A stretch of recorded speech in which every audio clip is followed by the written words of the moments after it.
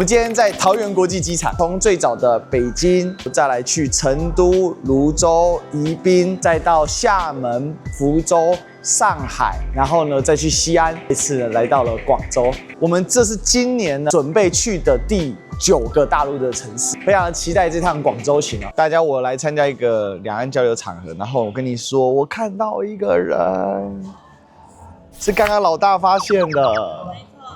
天哪，是谁？是王立本老师啊！现在立刻打电话给王立本老师。没有，来赶快来上课啦，不要再吵了。到时候我要把它拍起来传给他。太开心了，真的。应该是老师参加了这个，就是它是一个纪录片，他应该是参加了一个纪录片制作，所以然后它里面还送了一个台湾光复80周年的 USB， 这个真的很值得。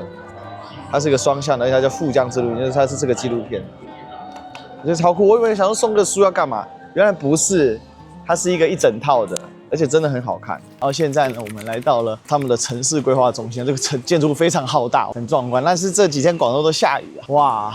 我们首先前方看到的便是世界的广州，治河者不以山海为远。广州地处中国大陆南部，濒临南海，贯通着太平洋和印度洋。自古以来，广州也始终以开放包容的姿态，保持着与世界各地的密切交流。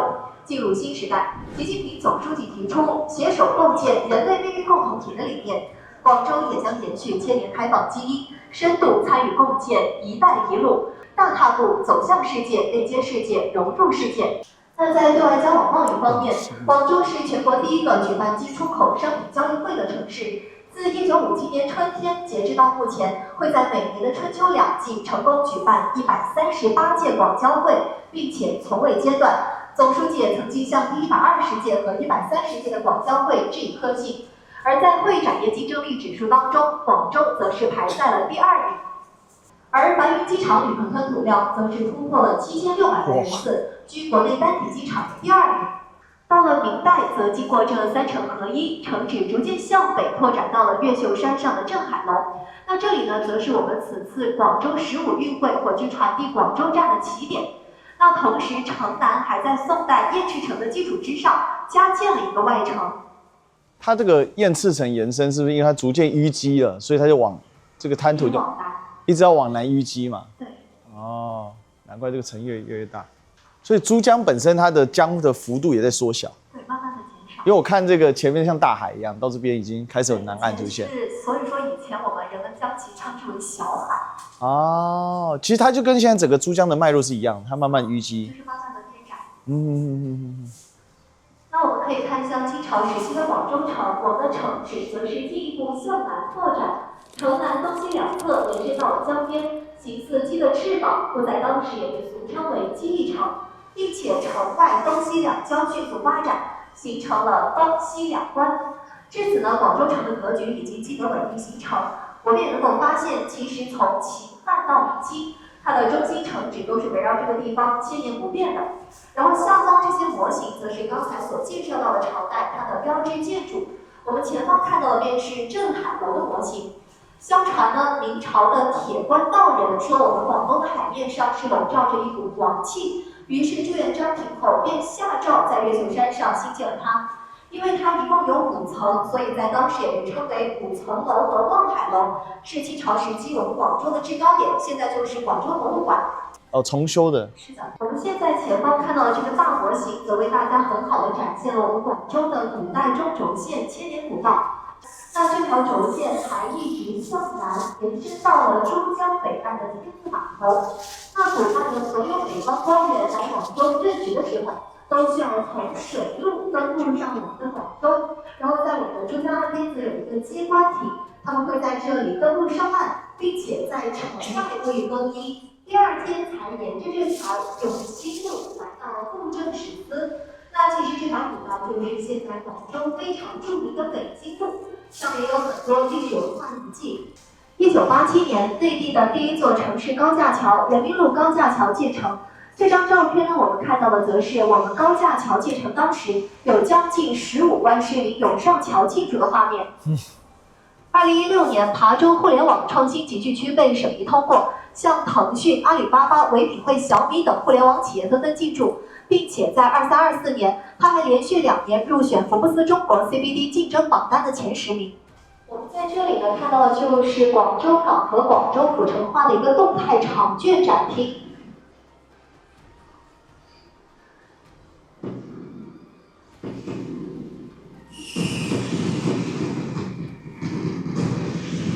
这整个场券呢，主要通过春雨、端午赛、龙舟、放烟花以及放河灯来体现我们广州的1年4季。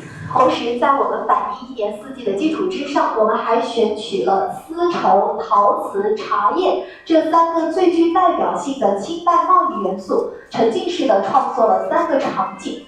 1982年，广州入选全国首批历史文化名城。40多年来，广州历史文化名城和国家历史文化名城制度建设是共同成长。那同时，2018年，习近平总书记视察广州时强调，城市规划和建设要高度重视历史文化保护，不急功近利，不大拆大建，要突出地方特色，要用绣花功夫让城市留下记忆，让人们记住乡愁。在这里我们看到的是爱群大厦的模型。爱群大厦呢，其实当时它也是在国内非常有名的，是它的一个旋转餐厅。然后呢，它的其实建筑特别像船头，我们可以发现。然后这里同时它也有2个我们可以看到非常珍贵的历史照片，像这个照片我们看到是当时由关山月、杨太郎、杨秋人等31位画家10米宽、30米高的毛主席巨幅画像《中国人民站起来了》就是悬挂在我们的爱群大厦之上。广州呢非常重视历史文化名村保护，我们构建有完善的名城保护体系。那在前方主要通过了26片历史文化街区的风貌来展示我们一个名城保护体系。但我觉得刚才这个很厉害，它等于是把很长很长的旧街区做一个整建，然后我就真的把它整建起来，就很有我们上次去上海，说那不是有个小姐姐聚集地吗？超夸张的，那天很冷，那时候一堆小姐姐从早到晚，我们进去看那个四行仓库纪念馆，那走出来还是一堆小姐姐在那边拍照。然后说是打卡盛典，像这个就整件很好。广州是中国非常非常重视商业跟整个历史，它这个重轴性很明确的一个城市。因为它自古以来虽然从一开始是行政的统合中心，主要是在我们说古代越王的时候，就是秦末天下大乱嘛。那赵佗呢，他占领了整个两广地区之后，他建立了这个南越国，一直延续到了汉武帝的时候，才被汉武帝灭国了。这个赵佗有名是因为他上100岁，他破100岁的一个君王。然后当时我们可以说，就在那个时候，其实已经有很多的这种商贾在经过了，包括从这个珠江流域哦，尤其是西江哦，然后像它的上游是哪里？上海就是很有名的夜郎国哦，那就是有这些贸易。然后还有很多我们可以找到，比如说从印度来的、从东南亚来的各种的商品货运，当然还有从中原来的，所以它本来就是一个相当有商业气息的城市。然后他因为一直长期远离了中原地带，大家就想到了汉武帝时期，他才正式并入中国。虽然他前代有短暂的被统治过，所以他这个发展，而且很有意思的是，他的广州城从古越王到今天，依然都是在广州的这个城市的地方。比如说我们刚才看到下面那边，它的那个越秀区就是它最古老的一个城市。所以从刚才在一路上来，然后经过我们这个解说员小姐姐介绍之后，其实感受是有明显提升，然后最后他那个放的音乐是 Beyond 的歌，所以真的很有感觉。好，那最后我们这里可以说一句 I love 广州。现在我们所在的位置是我们的洛克平台，也就是进站口2。广州白云站呢是一个4角进站腰部洛克的设计，我们在整个车站4角处都设置了进站通道。进站广厅配备了相应的进站检票通道和售票处，不会出现拥堵的情况。现在我们便到了我们的候车大厅。一进入到候车大厅呢，首先大家可以看到，在我们头顶上方这个橙白相间的类花瓣造型，它们不仅与广州市市花木棉花遥相呼应，同时可以看到它们形似复兴号高铁列车，整齐划一，蓄势待发。在大陆呢，有一个东西是很重要，就是对军人的尊敬的精神，这在我们台湾是很少的。我记得我当兵的时候呢，穿军服呢，出营区，这个长官就叫你赶快把军服收起来，免得你惹事哦。可是大家看这边，军人候车区，台湾是这个军人现在已经是没什么待遇。我记得我小时候的时候，约莫不到3啊，大概快30年前的时候，其实军人是有他的这个票券是比较便宜的，而且大家看到军人其实会尊敬，因为那时候当兵是很苦。可是我当兵的时候，其实没什么军人的特别的一个优待。可是你看，在大陆对这个军人的尊敬真的是很了不起。所以目前它这个等于是高铁跟地铁共构。我们是高铁朴素城际，包括周边的公共交通一个一体化换乘的综合枢纽。站台层规模宏大，包括有11台24线，其中朴素场5台11线，高速场5台11线，广清城际场1台2线。东西广场以及我们可以看到的这4栋高楼啊，我们称之为4大金刚，都是我们城市一体化的配套设备。它这些物业是作为办公楼吗？对，都是用作于办公啊、酒店、商业写字楼等等。它也是拿出来给大家。对，它是对外的，也是对外招租的。没错。这很酷哎，因为它下面就是铁路，就是一个高架层。哇，这充分利用楼地板面积。没错，没错。这没有这个模型，还真不知道这么宏大。是它的整个综合体的面积约150万平方米，就是50万平，50万平啊，各位，天哪！安护好孩子的行李，特别提醒：左右两侧防晒下方存在夹缝，避免踩踏和贴界，防止夹伤。整个光谷的设计呢是仿照广州的骑楼街风格，整体对称。在天气好的时候呢，我们可以看到头顶上方这个遮阳百叶啊，它通过不同角度的这么一个设计，可以将室外的流动光线引入到车站内。然后值得一提的呢是咱们这个动静态相结合的显示屏，上面灰黑色的部分是静态显示屏，下方蓝绿色的部分是动态显示屏，也是我们白云站首创的这么一个设备。我们现在就可以看到的是我们的一个一体化的换乘通廊，整体长是29米，宽4.5米。之所以这样设计呢，一方面是方便旅客换乘，同时也可以进行更好的应急处理，比如突发大客流或者是临时变更古道等等情况。各位朋友们可以从这里看到咱们的一个站台面啊。那我觉得整体来讲，就是他们尽量的把这种现代化的元素跟古代元素进行一定程度的调配跟融合，很强调这个广州这个城市的它的一个历史跟它的城市之美啊。因为广州其实是一个外国人非常多、老东西很多的地方。可是你进来到城市的时候，你会觉得，这个城市好像很巨大，但是它有一种在往前脉动的呼吸的感觉，在这个地方就感受得到。刚才学到一个冷知识，大陆的这个普通的铁路，就我们一般的这种台铁，他们都是晚上发车，早上抵达。那我刚才问说，奇怪，怎么上8点的时候有一大堆的列车统一要出发啊？原因是因为呢，它让你晚上坐，然后隔天早上抵达目的地。我们现在来到珠江的英博国际啤酒博物馆，那我们就进去看看吧。皇冠啤酒就是 HB 啤酒，到现在还有这个品牌的。那这边展示的呢是我们的啤酒传统的一个酿酒的一个方式。像这个是塔式就地板式发芽，它占用的空间比较大。那这个是敞开式的发酵池。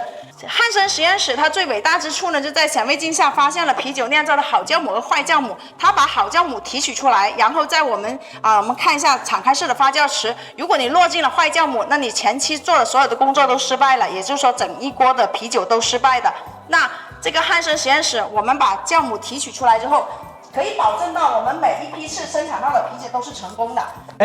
我看到一个老熟人，容闳。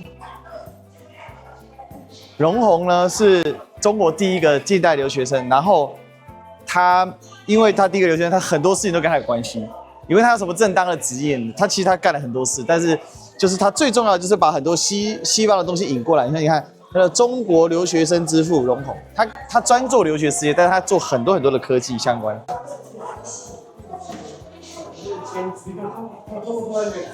这个很像便便，不，它应该是酵母，它出芽生殖。姚明的，为什么有？他们赞助过姚明就对了。我操！可以哦，好，我来一下啊。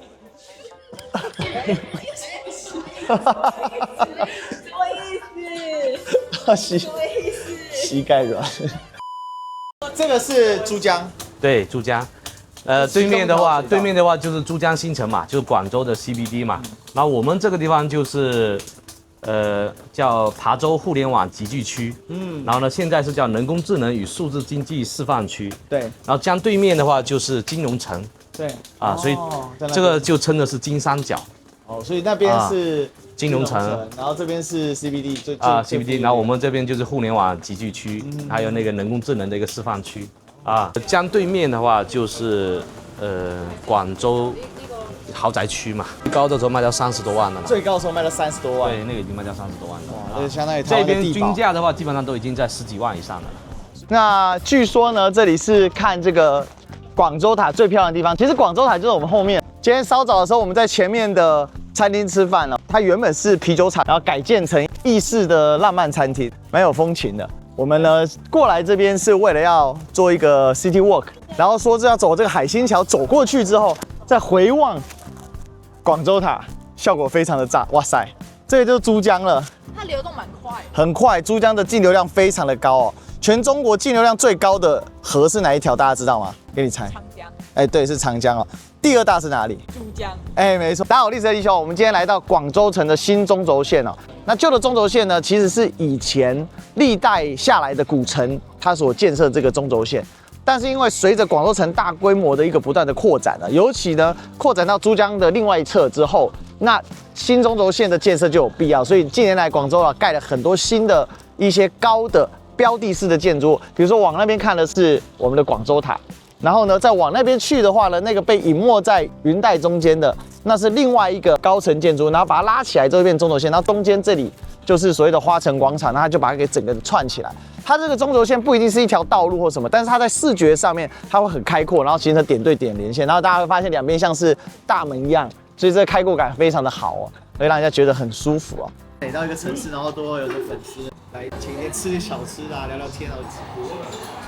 直播精神就是观众先入场。对。这叫什么？杨枝甘露。哦，这个奶糊，这个叫什么？凤凰什么的？奶糊是生蛋黄，超爱生蛋黄。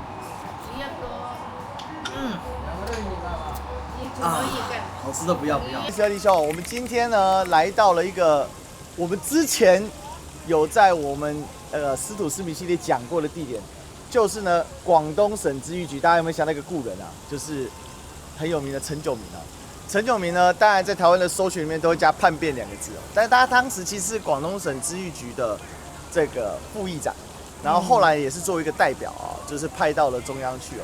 所以在这个时期呢，在革命刚开始阶段或者是清末阶段，其实他是属于一个革命党，但他本身呢又是立宪派。所以呢，相当有意思。那今天呢，我们来到这个会址啊，那现在已经变成了广东革命历史博物馆了。那我们今天呢，这个非常漂亮的讲解员小姐姐呢，我们来介绍一下。Hello， 大家好，我是广东革命历史博物馆的讲解员，我叫刘文君，也非常高兴能够在线上跟大家见面。是，那我们今天呢，就一起进去探秘一下，到底在这里呢，现在有什么样的革命史迹哦。那也给大家介绍一下我们这个建筑。我们这个建筑呢，它是建立于1909年的9月份。当时建立的时候，清政府是还没有这个灭亡的。对。所以它当时建造2年之后呢，其实也正是在这个地方去宣布广州脱离清政府，建立广东军政府的，就是广州光复是当时仪式是在这里进行的。对。那么所以当时清廷的。在广州的终结就是由这边来宣告的，对。对，是的。所以这也代表了当时这一种人民的力量引起来，因为这一些所谓的知育局的议员是选出来的，虽然他的选举是有限选举，对。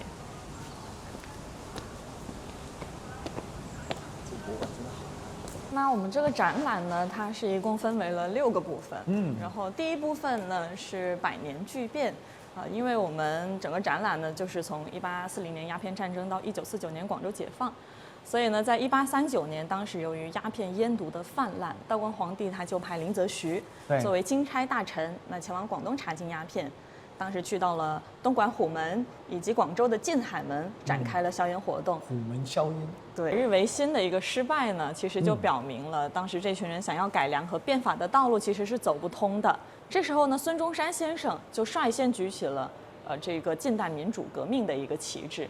它是在广州发动过3次反清武装起义的。其中像第一次1895年10月的乙未广州起义还有1910年2月的庚戌新军起义。以及最后一次也是刚才提到的1911年4月的黄花岗起义。是72烈士墓。这3个起义，我们之前在丝鲁士兵系列都有讲。那黄花岗起义呢，其实它也是揭开了辛亥革命的一个序幕。那到了1911年10月10日呢，武昌起义就爆发了。在11月9日这一天，当时广州的各界代表就聚集到了广东咨议局，也就是我们这栋建筑。可以看到这张老照片。哟，这张我用过，是吧？铁血18星旗。所以呢，像我们这个建筑，它和孙中山是密切关联的。对，这2张老照片都是在这里拍摄的。上面这一张它很就是在这里拍的。对，很常见的一张戎装。下面这一张呢，是1921年，当时孙中山是在中华民国非常会议上被选举为非常大总统，他的宣誓就职仪式也是在这里进行的，所以他2次宣誓就职都是在这个地方进行的。是，哇，就是开启了这个南北对抗的这个历史。对，因为当时的背景是因为有部分的议员对北洋政府实在是太不满了，然后呢就南下来支持孙中山的革命事业。所以为什么叫以前小时候就不懂叫什么？为什么说叫非常大总统？比人家还大吗？你非常大。后来知道是非正常时期的大总统，因为当时的国会这个残缺的状况，所以叫非常会议。所以选出来的总统叫非常大总统。所以孙中山其实当大总统当了这个至少2次吧。然后1次是做这个大元帅嘛，当然这个非常大总统后来当的不是很顺心啊，这个被这个陆荣廷等旧贵系给牵制的，所以后来也是一个故人，就是被推出来夺了孙中山的权，就是陈春轩。我们那时候讲那个这个慈禧太后他们西狩西安，我们也去了西安对吧？所以大家就串起来了。当时是陈春轩修了这个华清池去迎接了这个慈禧太后。然后这个陈春轩呢，后来到了民国时期呢，这个他就成为这个算是旧官僚的一个领袖吧。对，因为他算是因为他当过很大的官嘛，他当过这个算是督府嘛，1级大员，所以他长期就在两广这边活动。哎呀，哇，对，就是那个穹顶。我们刚看那个老照片，它不就是有个圆形的穹顶吗？所以这个铁是后来加上去，对不对？这个横架是原来的。这原来它是这样修。这个顶是在大概1995年前后把原来的是铁皮，现在铁皮盖在这个钢横架上面。后来我们用了这个碳纤维的这个把它做了一个模。这个横架这些柱子都是原来的。这太美了。这个116年。你看我们今天。当年陈炯明先生他们就是在这里开会。当年中山先生。然后专线也在这边开会的。大元帅，1921年当选非常大总统。这个为什么我很有感觉？是因为我们当年我们那时候在做那个，这个回音真的很棒。是啊，就是我们那时候在做这个广东省咨议局的这个，因为最早讲那个立宪派跟革命派之争嘛，有一个论战。当时讲这个立宪派的时候，我们就讲到的各省的省咨议局的成立，是由各省的乡绅去捐资建造的。这本身也很荒谬，因为清廷政府就2手一拍我没钱他就一道命令下来说我要成立咨议局，然后各省咨议局的修建的状况就落差非常大。像广东是副省，很有钱，所以呢，当时广东的乡绅呢很重视这件事情，而且大家也知道，广东人就是自古以来天高皇帝远不一定说是反贼，但肯定跟中央就是距离很远，他们很有自己的见地。所以尤其广东的这一些士绅，他们开化的很早，就是他们接触到西方或者是近代思想思潮很早，所以当成立这个咨议局的等于说这个圣旨下来的时候，那全国就开始动起来了嘛。那广东咨议局就修得特别的好。毛泽东也曾经在这里办公过是，因为他当时是国民党中央宣传部的代理部长，对。所以这个有人就有讨论一个事情，就是说到底毛泽东认不认识孙中山？肯定认识，但是可能不知道很熟，因为那时候已经是孙先生很晚年，但毛泽东那时候还年轻对，认识肯定是认识，对，可能没有那么熟了。是11月11日解放军入城仪式的场景，你看后面爱群大厦，有，那个爱群大厦跟上海有一栋大楼很像，武康大楼。对，你怎么知道？因为我去过2次，然后每次那全是人在那拍照，对，那下面网红挤不了，打卡景点在排队打卡。对，我去过。这2方炮也参加过此次的入城式，都是原件。哇，像这一方叫4·1式山炮，它就是从东北抗日武装在日军手中缴获的，后来是从东北一路打战役打到了华南的。哇塞！他参加平津战役、渡江战役，还有解放华南的战争，所以它是国家2级文物。平津战役都打过。对。哦，这边有个榴莲，对，可以榴莲。那这可以拿吗？可以呀，然后这里也可以写，这里也可以写。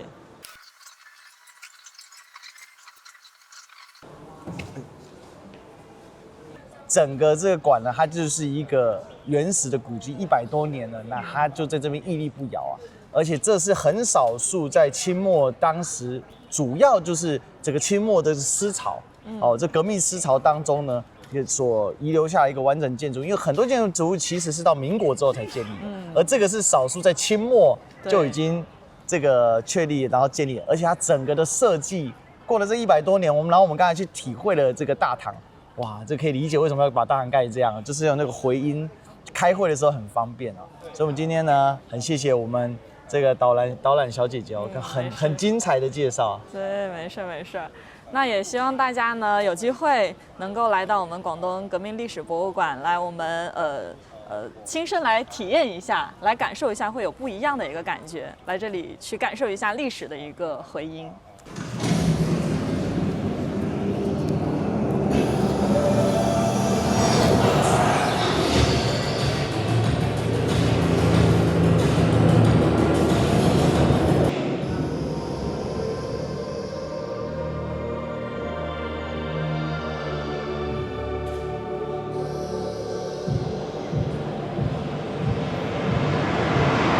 小鹏汽车不仅要做今天的引领者，也要做未来出行的探索者。这一时代趋势深深地影响着我们的企业创始人何小鹏先生。1997年，他在华南理工大学读书期间，首次接触互联网，并与同学一起为宿舍铺设网络。当时的他打开了一个更广阔的世界，并对科技发展充满信心。那这里展示的呢，也是大师兄当时在学校所用到的同型号电脑。2014年的时候，中国新能源汽车的市场渗透率只占到不到4%，2024年已经超过了50%。那电车正式超过油车，成为了主流。而小鹏汽车一路与时代同行，目前已经发展成为一家中国领先的电动智能汽车企业。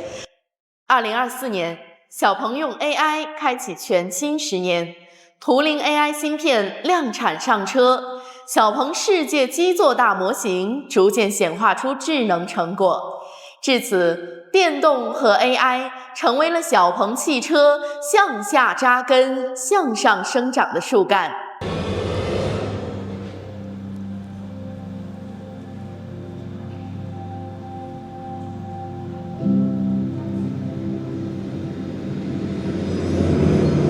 可以去看一下这个车它的一个车身和外观，可以看到它这个是一个 A 级车型，它的车长是4.73米，但是它是会有一个很大的后备箱，这是我们的 Mona， 这也是非常实用的一个功能，因为很多我们现在在国内啊，特别是在2、3线城市，非常多的学生在第一次看到这个车的时候，他就会买。这个车是因为外观非常符合人的那个审美，然后第二个呢，我们后备箱空间很好用，如果是有养宠物的人，他很喜欢把宠物放在这里，因为这是一个小车型，而不是一个大车型。你会看到就是说，在我们正前方这个呢是我们的新一代的 P7， 这是我们的新的轿跑，它的轿跑你会看到它的外观设计里面。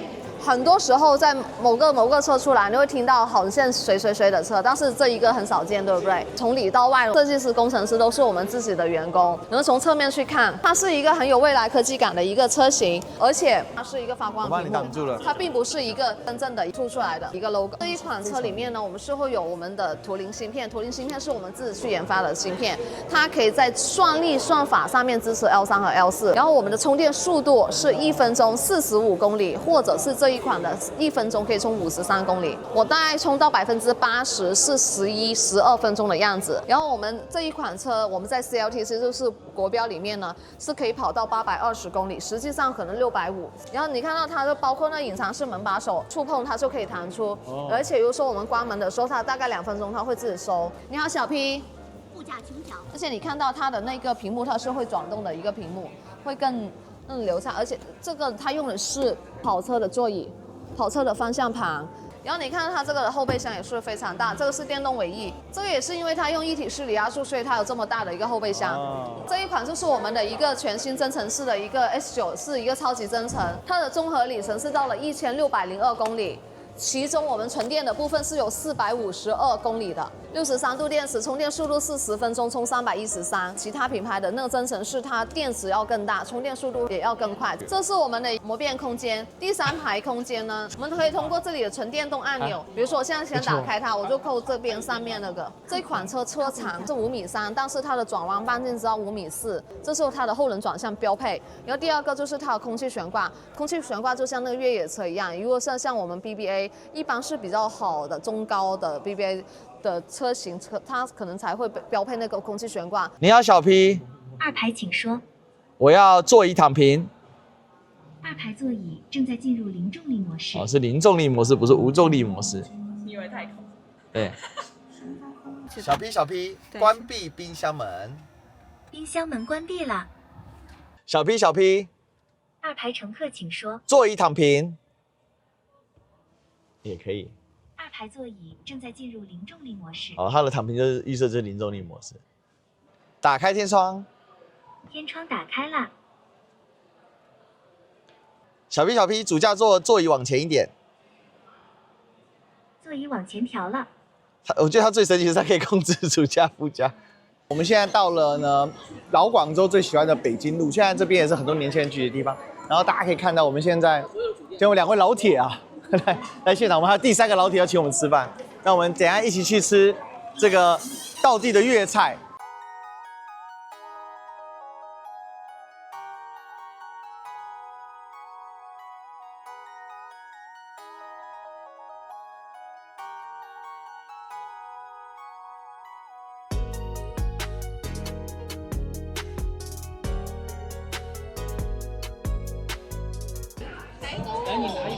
对，爽口。然后再来这个，是不是把柠檬茶放下来？对，把柠檬茶放下来。你要掰一点这个。我点这个是那个甜品永酿的。这好喝。香香的。我把这个夹出来给你。我是属于那种无饭不行的。这个叫什么？拿猪油渣。那个是菜心。这很厉害，用猪油炸。对。这猪肉超香的。哎，李易修的广东话怎么讲？历史歌李易修。李易修。歷史歌。哦，歷史歌。对观众自我介绍。你好，我係歷史歌李易修。李易修。我係歷史歌。李易修，廣東話少少。好，大家好，我是歷史修。我們今天終於，這是一個很臨時的行程，但是我們成功加入，就是我們呢要到這個珠江來坐遊船，謝謝。哇，這船那麼大！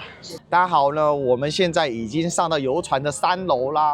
然後呢，我們要謝謝我們的叮叮大大的招待。我們在上海有黑哥，我們在廣州有叮叮。我們後面呢是國立中山是中山大學哦，國立中山大學。這個國立中山大學呢，跟台灣的國立中山大學是同一間學校。當年是孫中山創立的廣州大學，但它這個學校其實很複雜，因為廣州大學它有很多的來源，它其實併了很多的學校整併過。因為什麼？廣州政法大學，它當時是有很多的一種組合，所以啊，這個孫中山最重要的創立2間大學嘛，一個就是把廣州大學，國立廣州大學，另外一個是這個黃埔軍校，就是後來今天在台灣的陸軍官校。就在今天凤山，我高雄老家，所以大家知道啊，这个两岸共享一个孙中山。为什么民进党那么讨厌孙中山？这就是答案的哦。北京路24号，北京路是广州呢最主要的干道，然后是老广州，就是我们在越秀区，因为在越秀山脚下，然后这个是南关电影院。是。其实这个南关就是指广州的南门，其实南门以外就是天字码头，所以呢它就叫南关，而且这个是广州最早的电影院之一。珠江的话，当时广州城是在珠江的北岸，它的珠江一直淤积，对，所以广州越盖越大。是。然后呢，曾经一度还盖了这个燕子城，就是我的城墙围起来之后，两边再挡住，然后就是挡住那个码头的地方。是。然后码头之后发现呢又淤积，所以燕子城再关起来，再往下再盖燕子城。因为其实广州的江在清朝末年的时候，其实有1公里宽，对，但是现在只有几百米，对，都是淤积导致。没错。尊敬的各位来宾，欢迎参观广州市黄花岗公园，我是公园讲解员，很荣幸为您做讲解服务。黄花岗公园又称黄花岗72烈士墓园，是为了纪念在1911年广州3·2九起义中牺牲的烈士而建造的纪念性墓园。距今已有114年的历史。墓园占地面积13万平方米，获评全国重点文物保护单位、国家级烈士纪念设施、全国爱国主义教育示范基地、海峡两岸交流基地等9个国家级荣誉称号。2023年入选广州市第一批历史名园，曾2度入选羊城8景之一。现在我们所处的位置呢，就是公园的正门。展现在我们面前的是一座庄严雄伟的3间4柱大牌坊，这是由我国近代著名设计师杨锡宗先生设计，于1935年建成。借鉴了埃及金字塔和方尖碑的经验，采用中国传统造型简化设计，使得整座牌坊庄严简朴、气宇轩昂，营造出瞩目到入口、庄严肃穆、宏伟的氛围。我们往上眺望，可以发现，在牌坊的正上方，鎏金镌刻着孙中山先生手书的“浩气长存”4个大字。这个是老谢，哎，对，这个住在广州的台湾人。你现在还会回台湾做节目吗？很久没有了，对。哦，但现在会回台湾啊，但不是因为做节目了。这边以前叫红花岗，就是因为仗着这些革命先烈之后才改名叫黄花岗。对。而且这个有个小知识，就是这边最多的是哪里人，你知道吗？花都人。请全体人员肃立，向72烈士默哀。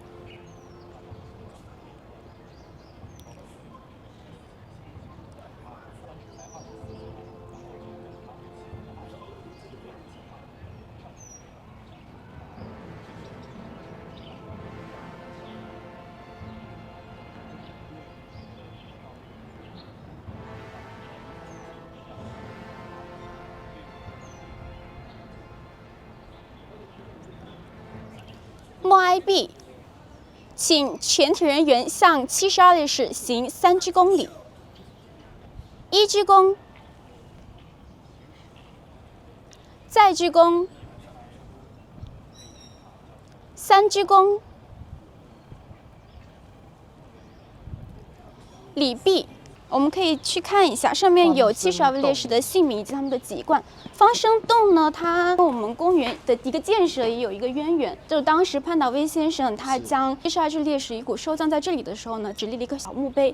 到1918年，方生洞的哥哥，也就是滇军师长方声涛，募款营建了方形墓冢，并竖了一块墓碑，上书72烈士之墓。这里面好几个，我们之前都有在我们的师徒失明系列都有跟大家介绍过，方生洞。然后林家嘛，林家牺牲蛮惨烈的，就是福建人多，然后还有广东人多。下面看那个花县就是现在的花都啊。这边好像没有全部，对不对？对，是，我们可以看一下我们的后方，那里也有碑，上面是林觉民是在这一边，就在第1行的第5位。哦，我刚才没注意到。哦，对，他闽侯人嘛。对，我才去过那个。他的故居是吗？对3坊7巷。对，3坊7巷，哎呀，小姐姐知道。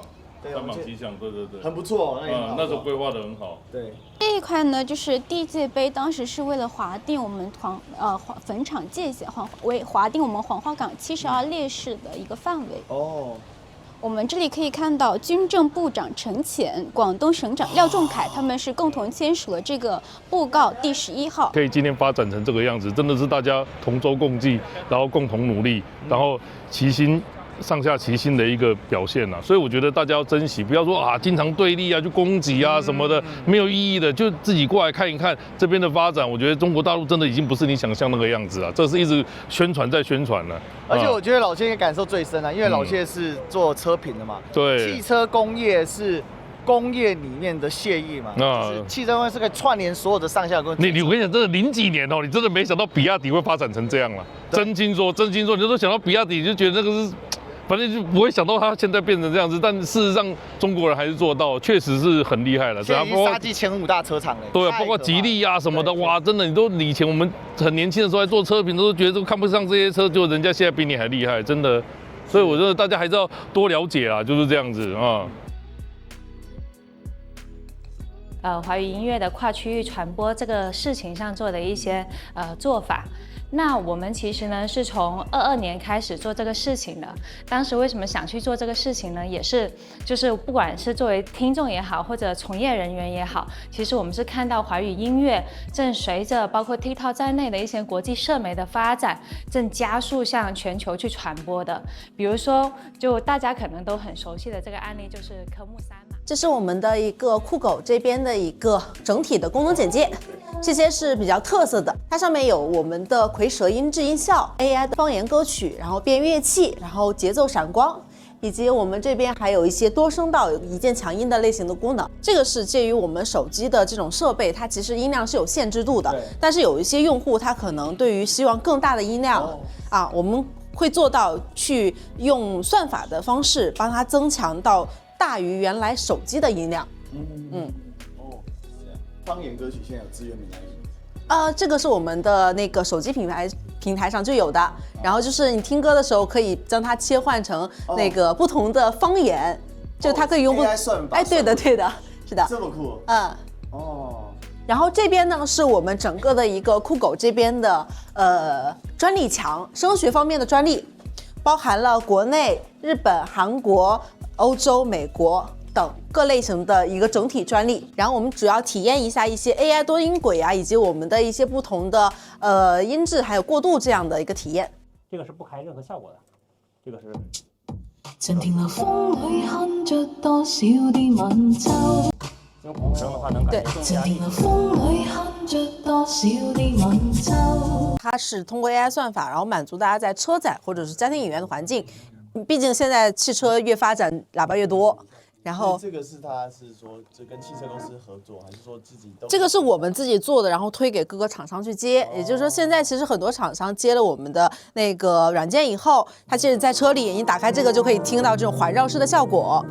然后给大家听一下那个转场的效果，比较渐进的一个。就上升活没有停的时候，在尾声的时候，没有一个明显的切割的这样一个感觉。那其实你们的优势就是说，第一个你们的资源上面慢慢的积攒丰富起来，所以可以创造这些趋势。那这个创造趋势的时候，其实你最主要要去发想怎么创造这个趋势是重点，对吧？其实本身也没太多优势，因为其实我们也是从零一点一点去搭建整个宣推的平台的。但我觉得可能所有的东西其实都是回到内容的本质，就是你到最后要出圈，要有一个好的传播，是一定要有一个好的内容。好的内容是所有东西的源头跟本质。然后在这一点上，我觉得可能就是我们作为一个音乐公司也好，又或者作为做内容的人也好，可能这个方面这种内容的敏感度，包括去发掘一些好的音乐、好的原创作品，我觉得可能这些是我们的一个所谓的优势吧。在我们这一边，就我们正前方的整个区域就是大元帅府纪念馆的区域了。那我们现在所在的位置呢，实际上是大元帅府广场。那我们在广场的中间可以看到有一尊孙中山的戎装铜像这尊铜像呢是2011年为了纪念辛亥革命100周年铸造的，它是全国首尊孙中山的戎装铜像现在也是最大的一尊。这个戎装服其实是他做大元帅的时候那个定妆照，是的，那个特别帅的，所以其实也称大元帅服。那整个铜像它是面向北方的。这边是北我们前面的就是广州的母亲河珠江，珠江以南称河南，珠江以北我们把它称河北。那么铜像呢是面向北方，它也寓意着孙中山挥师北伐、统一中国的夙愿。那它因为这个滩涂它是一直淤积，所以它是一直沿着盖下。可是大元帅府是少数就在河南的这个史迹。是，您提到了一个很重要的问题，就是孙中山他选府的一个问题哈。因为理论上当时市中心应该在对面，对吧？对对，其实当年孙中山他的首选之地也是在越秀，就是当年广州的河北地区。对，但是当时河北地区呢是被滇桂系军阀所控制。他们对孙中山护法运动建立政权的事情，实际上呢并不是真心支持的，他们是持阳奉阴违的态度，所以他们就以没有地方为由，就婉拒了孙中山。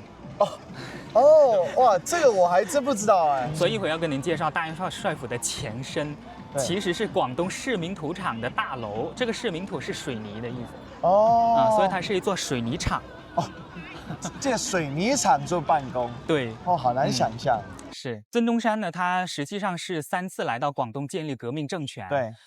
第一次呢是1917年到1918年，第二次是1920年到1922年，第三次是1923年到1925年，对，一共3次。其中呢，第1次和第3次政权所在地，孙中山都是在这里设立的。第2次呢是在现在的中山纪念堂那个位置，但是呢已经不是当年的建筑了。我们看到这一句名言呢，是孙中山1918年，就是第1次政权失败之后，他所写下的一段话。他就提到了一个是坚强，一个是勇猛。对，所以这个对他来讲，他认为说，因为广东这里的人心比较开化，对吧？对，这是他的一个理解。是的。但我有个疑问哦，当时孙中山说要征用，大家就给他征用的。他是出了公函，实际上呢，在广东还是很多人会拥护孙中山。是的。我们这里有2张很重要的照片。但是我们现在看到门楼和之前实际上是很不一样。首先呢，是左边的这一张，上面挂的这个牌匾呢，广东市民土厂。这就是当年这个水泥厂的情况。我们看到前面有一座木桥，这座木桥呢，就直接通往这个珠江边了。所以在100多年前的时候，对，珠江其实就在那个，对，就到这儿，刚刚拍照前后就到珠江边了。是非常的近。这一张照片呢是1923年拍的，我们可以看到上面挂的已经是大元帅府的牌子。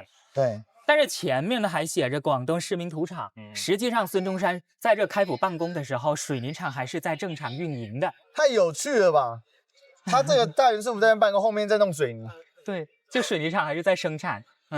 好艰困。他一直到30年代那个水泥厂才不生产。是。我们可以看到门楼，就这一个门楼呢，和我们现在的门楼几乎是一样的。我们是按照之前的图片来进行复原，所以在大元帅府两边2个这样的图文，能看得出是什么吗？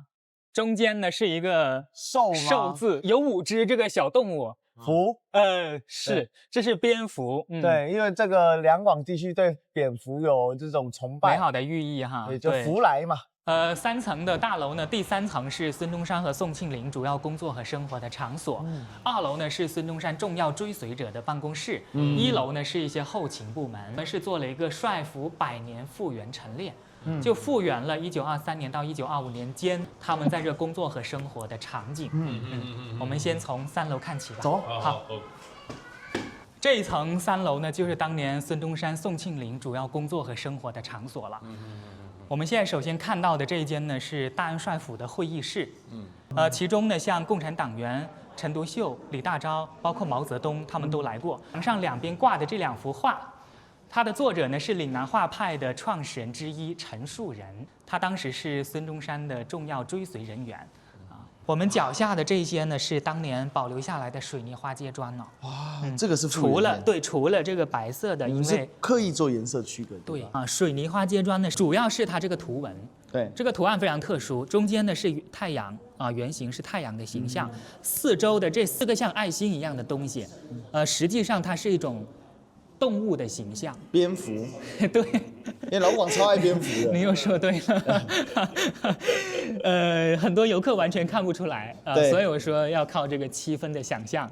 因为画蝙蝠，他们喜欢画这个，就这样，这个是吗？对，这个就是2边，对那个蝙蝠翼嘛，对，像它的那个翅膀，所以它采用蝙蝠入画呢，是寓意着遍地是福的意思。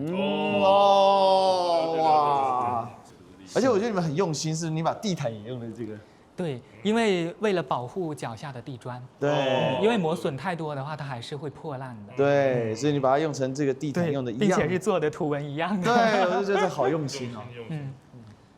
这间呢是就无线电话电报室，所以它相当于孙中山的机要室了。这一间呢是小客房，是夫妇俩接待亲朋好友居住的地方。对，当时谁在这住过呢？就是宋庆龄的妹妹宋美龄。是不是在这个时候认识了蒋中正？其实有这样的一种说法，只不过呢就是没有那个资料记载。偷偷约会啊？也许那时候就看上了。对，两姐妹的合影就是在这一段期间拍的。因为老蒋是真的对宋美龄那个感情就是很强烈的。对。就是孙中山跟宋庆龄之间，是宋庆龄对孙中山的那个爱慕之意是比较强烈的。孙中山这辈子女人太多了。宋庆龄是从小，包括读书期间，他就很崇拜孙中山，就跟偶像结婚的概念。好，这一间呢就是孙中山、宋庆龄休息的地方。中间的这一位，我们复原的是宋庆龄31岁的样子。就他跟孙文在一起的时候。是，他们是1915年结婚，到1925年孙中山去世，实际上也只有短短的10年的婚姻生涯。在这10年呢，他们有2年多的时间是在大元帅府度过的。这一张是两夫妇结婚3周年的纪念照片，也就是1918年拍的。那一张是宋庆龄的办公桌，之前工作的地方。这个飞机这个照片是怎么样？这一张照片很有故事，这个我就不卖弄了。这个您之前有看过了是吗？我知道这照片。很感动的事情。对，就是孙中山第3次建立政权的时候，是1923年，他重回到广州。当时呢，孙中山他很重视中国航空事业的发展，他命杨先义创办了广东飞机制造厂。这个地方呢，就在我们现在大元帅府斜对面的大沙头游船码头。在那一块区域。那么杨先义他经过几个月的研制呢，就制造出了一架飞机。后来他请了孙中山和宋庆龄去参加飞机的试飞典礼。那夫妇俩从大元帅府呢就坐船就去了那个飞机场。那典礼结束之后啊，这飞机是有飞起来的。对，有试飞。试飞实际上也有一个故事。之前有资料记载但是后来好像又有了最新的一些。说再去做了一些研究，那么当时是说宋庆龄她坐上了飞机试飞，但是也有专家后来的最新研究就是说可能是没有坐上去，毕竟风险蛮高的。对，他是第一次做出来的这个飞机嘛，但是后来这个典礼结束之后呢，孙中山他用了宋庆龄在美国留学的英文名字 Losman 来作为这一架飞机的命名，骆士文号。所以这个骆士文呢，又是这个 Losman 的粤语音译。哇！所以它叫骆士文号，就是这样来的。你会讲广东话吗？会。那怎么？你们念给我们听一下。如果是广东话吗？对，来，我们观众讲。广东话就骆士文啊，这一间呢就是孙中山的办公室了，办公室刚好对面。怎么那么像那个李大钊？就是李大钊先生。李大钊，是吗？对。就国共合作啊。是的，因为当时李大钊跟那个李大钊来谈的啦。对，是李大钊来。是，对，就李大钊说，看陈独秀一直在留在北方嘛。陈独秀有下来到广州见面，有来过，也有来过，他还来过广东做教育呢。是，有一段时间。对，那因为孙中山其实，在同盟会时期就受尽了这个章太炎、陶成章这些人整天跟他唱反调啊。对，尤其这个陶成章的这个他就还在南洋跟他抢人这样子，搞得很复杂。所以他当时要求所有人对领袖要效忠、要画押，就是中华革命党。这是一个不成功的改组，因为很多国民党人并没有加入。因为民国元年，当时同盟会改组国民党，不是中国国民党，是国民党的改组国民党的时候。大家都是同意，欣然同意加入，而且同盟会当时在清末的时候已经发展到，其实同盟会中央已经控制不住同盟会的发展，就是超级各地各种分会嘛，分会在找小会，小会里面还有自己次级组织，太多次级组织了，比如说最有名的就是文学社，然后这个当时这个文学社、共进会，他们都是一些次级的组织在发展，所以他改组成国民党的时候是大家都加入，很多就并入了，然后。可是中华革命党很多人不加入，当中有一个他最心痛，就是他的兄弟就是黄兴，孙黄分裂。对，后来黄兴说大哥是大哥，好可惜，但是理念不一样，所以他就坐飞机去了，他就去美国，去募款啦，他还是把钱汇回给孙中山，但是他说我没办法加入中华革命党。后来孙黄再见面就隔了好一段时间的时候，黄兴没多久就走了，黄兴6年就走了嘛，对，黄兴死得很早，对，所以这个其实对孙中山受创很深，因为连兄弟都不挺我，所以他那个感到这个他一直很痛苦，就是说为什么我们的党是松散，对，所以他看到这个共产党这么的有组织跟纪律，我觉得成一股神这样子。对，当然共产党背后有共产国际，就是苏联的经验的支持，强力扶持。但是毕竟这个马列是那种纪律，马列是政党纪律，所以今天这个影响很深啊。到今天国民党后来的改组成中国国民党嘛，把中华革命党跟国民党重新改组成中国国民党的时候，他就采马列式的政党的一个编组方式。那这个其实就重建了这个党组织的一个体系。那这个就影响到包含民进党。它也是一个马列式的政党，所以你看哦，礼拜三民进党开中常会，就是台湾现在政治中枢就是礼拜三在党部里面，不是在这个总统府里面，就是赖清德办公的重点是我是党主席，我透过这个政党发号施令。那这个逻辑其实是从第一次国共合作之后，这个孙中山从这个共产党学习来的经验。然后就像比如说台湾民众党，他想做柔性政党，但是为什么做不成？到后来，他也是回到了一个刚性的政党，马列式的政党。那同样的格局，就是今天包括中共的整个的政党的格局，是一个很刚性的政党。你的党员要服从意志，虽然到了台湾他们松散多了啦，但是比起在国民党时期这些，他还是非常的，就是还是非常的这个怎么讲，架构组织很严谨。是这样子。三民主义的手定稿，孙中山就是在大元帅府工作期间完成的。对。是有一段这样的故事，我们学的是在这边，就这个三民主义是。1924年的1月到8月，就这一段期间呢，孙中山曾经16次去到广东大学演讲三民主义。当时的广东大学就现在的鲁迅纪念馆，也就是国民党一大会址。然后他在1925年3月12号在北京病逝之前呢，他就叮嘱他的秘书黄昌谷。他说：“你回到广州之后呢，记得在寝室里的桌子里把三民主义的手定稿拿出来，好好保管。”后来拿出来保管之后，现在呢是在台北。这个原件是在台北。是国民党党史馆吗？对，但是听说又挪到了哪一个地方？不是因为国民党党史馆被认为就是被民进党被抄家了。在对面北楼3楼的回廊上有一件大元帅府的重要文物。我们看到对面是一块石碑，两个大字“求是”，所以它是一块求是碑。这一块石碑呢，大概在建馆就建好之后啊，所以我们猜测1909年左右它就镶嵌在这个位置，一直到现在，所以它和这2栋大楼一块儿已经是100多年的文物了。所以这个比孙文来的是更早。还要早我刚没意会过来。所以这一段文字是谁写的呢？它就是广东水泥厂的会办，相当于副厂长刘林瑞先生所写。100多个字当中呢，它主要是讲了2件事情。第一，他描述了当年建立广东水泥厂的艰辛和困苦。其次呢，他希望这个水泥厂里的员工啊，做事能够脚踏实地、实事求是、虚心学习，不要辜负国家对他们的期望。就他这很符合这个孙中山的精神啊。对，他立意非常好。对啊，100多年过去了，我们现在还很值得我们去学习，就实事求是、虚心。我记得孙文也会讲求是这个。是，对，好，就是这一个地方。这张照片。3、2、1，好的。孙中山一生当中，其实他面带微笑的照片很少。所以这张面带微笑、目视镜头的照片呢，也显得尤为的珍贵。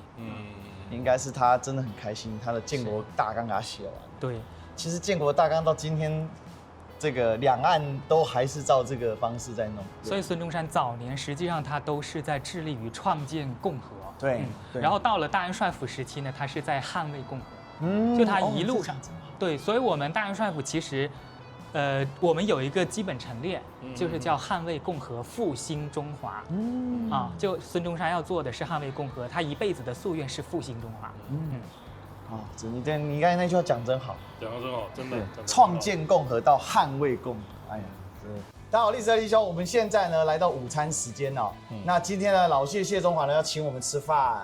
然后这是他一个非常好的朋友所开的店哦。对。叫做哎呀，现在正上菜。真的，现在正上的就是精彩的。暴龙哥最爱。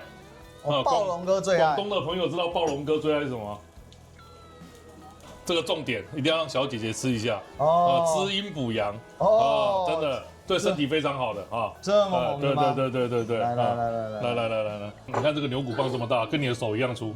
哇，这个哇，这太夸张了，可以拿起来吗？对，你可以拿，有点烫，会不会烫？不会，是还好，但很重啊。哇，对，这么大。对，这开炒了。然后这个是牛欢饮他们做居包，遮包，就叫鸡这个声音，所以他们就是广东有一种做法叫遮包，就是这样子啊。你为什么要逃避？我昨天就说了，我无法接受。裸翻回，好吃，不过它确实有它的一个味。敲鼓鼓可以带来好运。对。那怎么敲？敲哪里？站起来，对。大家有没有看到？对。加大鸡啊！对。敲这里吗？静音很好。来。哇，是甜品哦，然后打开。其实是豆花，但是它把那个干冰弄起来很有仪式感，有没有？哇，这很厉害啊！还可以塞一点来吃一点，看看好不好吃。但是干冰也是有它的功能，就维持。你吃到一定会想到台湾的味道。好吃耶！它这个是紫米加豆花，它不甜，所以看看。你有没有觉得很像我们台湾一个中华豆腐豆花？有一点像哦，对。它这个是对，它这是鸡蛋豆腐豆花。超好吃，我每次要吃。跟大家介绍一下这座墓吧。这座墓呢是叫南越文王墓，发现于这个1983年。当时这个墓是怎么被发现呢？相信大家来看这个墓葬，应该是对这个墓葬考古会非常感兴趣哈。当年是1980年的时候，广东省政府在这个象岗山建宿舍楼。刚刚其实我们在爬楼梯，其实就是在爬山的一个过程。对。当时呢，就把这个山由上往下削平了17米的高度，打地基的时候打到了一块石板，很明显这是一个人造石板，就发现了这样子的一座墓。墓室里面出土了一个非常重要的文物，叫做文帝行玺。文帝根据《史记·汉书》的记载，就是南越国的第2代王，由此来确定了这个墓主人的一个身份。而且整个墓葬的一个形式，我们勘探了大概有100平米的这样子的一个占地面积，除去这个石头的占地面积，它的实用面积大概就是70平左右，呈一个士兵的一个士字形结构，坐北向南的一个朝向，然后前朝后倾的一个格局。那么当时的考古队员是怎么发掘呢？采用的是叫悬空挖掘法。什么意思呢？就是如果你一脚踩下去，可能就把它这个器物的叠压关系和摆放关系给破坏掉了。那怎么办呢？在外面垒一个高台，升一个竹梯，升到墓室里面，把墓室的4个角清理出来，然后在上面搭网。考古队员悬着空，就是面朝着这个地，背朝天。然后就趴在上面来进行考古发掘。就是当阿汤哥就对了。对，没错。它这个形制跟秦墓很像。有一点相像，对，但是它也有一点不同。自己的原创的。对，没错，它是一个彩绘石室墓，也就是把这个山挖了以后，在里面放这种红砂岩砌成一个空间。这边的话呢，就可以看到是南越国的疆域图，深颜色的部分呢就是当时南越国的疆域。我们可以看到深颜色部分包括了像广东、广西、贵州的部分区域，还有包括像越南的部分地区，都是属于当时南越国的这个领土范围。他们有统治到红河流域吗？应该包括了河内部分了，已经是。对，但是具体的这个范围我们无从得知。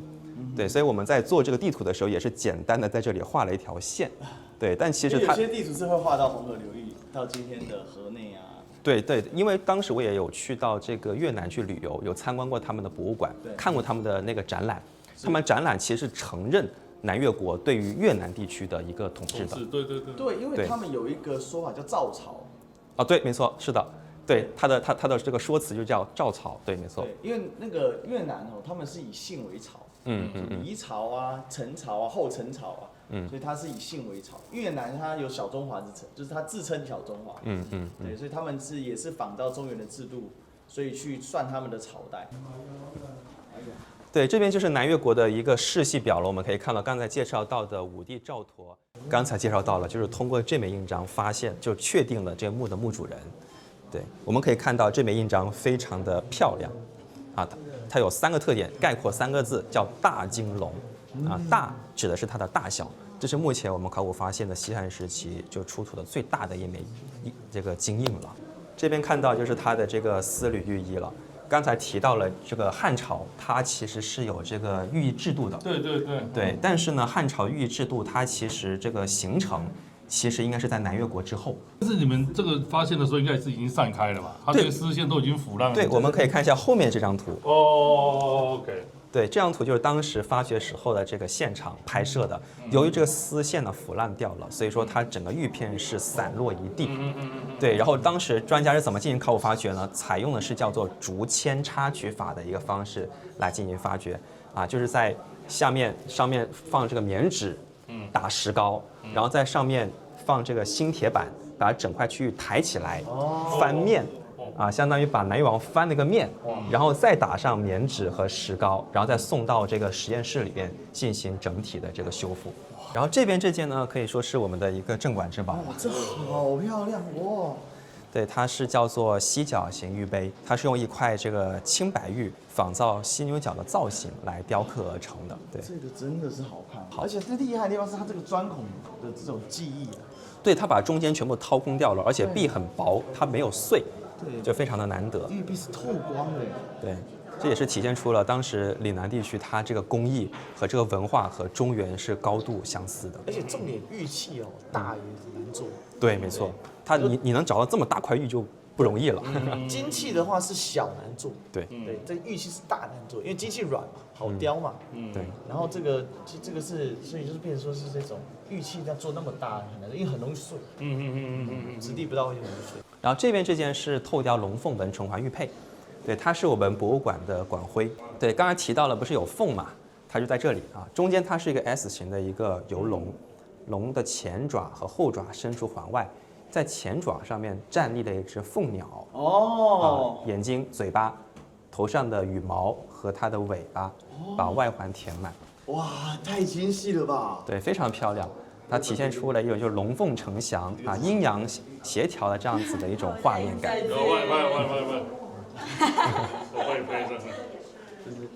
对，然后这边所看到就是它的铁剑。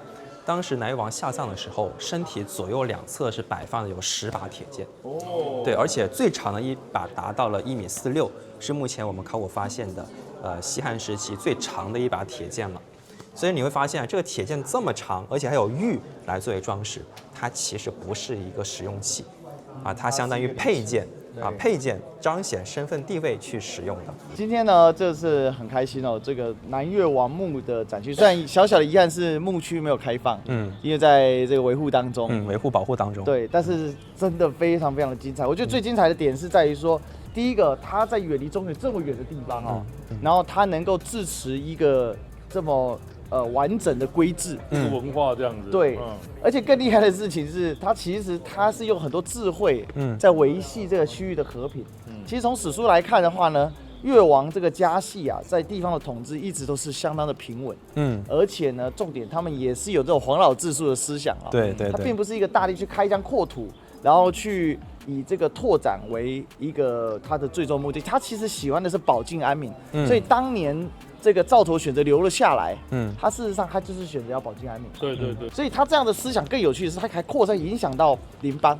就是后来呢，在红河流域的以河内为主的这个今天的安南，就是古代的安南，然后或者我们说今天的越南，它的古代的一些王朝，它也受到这种思想的影响。今天在看下来的时候，我更确实这个想法，就是呢，对内称帝，对外称王，那以这种方式来维持这个和平，但也对内维持它一定的权威性。对，通过这一些的发掘之后，其实你反而会有那种很强的一种，当然一个很好的向他这种导览啊，真的，我们听你这样讲真的很有趣，真的劳富趣味，真的。我们今天呢是广州行的最后一天啊，第6天其实是交通日，要回台北了。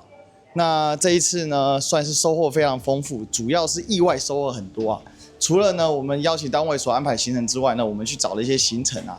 事实上呢，这个很感谢，就是不管是老谢啊，或者是我们各路的这个在地的粉丝啊，真的给我们很大的支持哦。这也让我未来呢，在闯荡新的省市的时候更加具有信心哦。那我相信啊，两岸同胞呢一家亲，大家一起努力有决心，让这个两岸呢可以心连心。这是我们呢这个新的一年在今年年末新的一年最新的一个愿望喽。拜拜。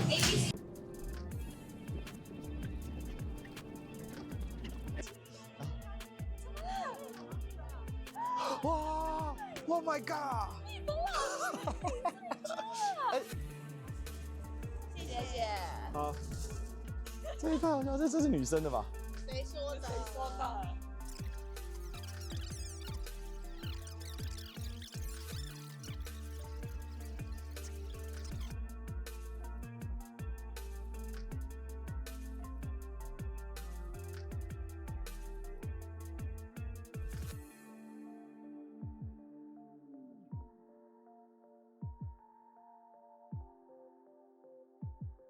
谢谢，真的谢谢。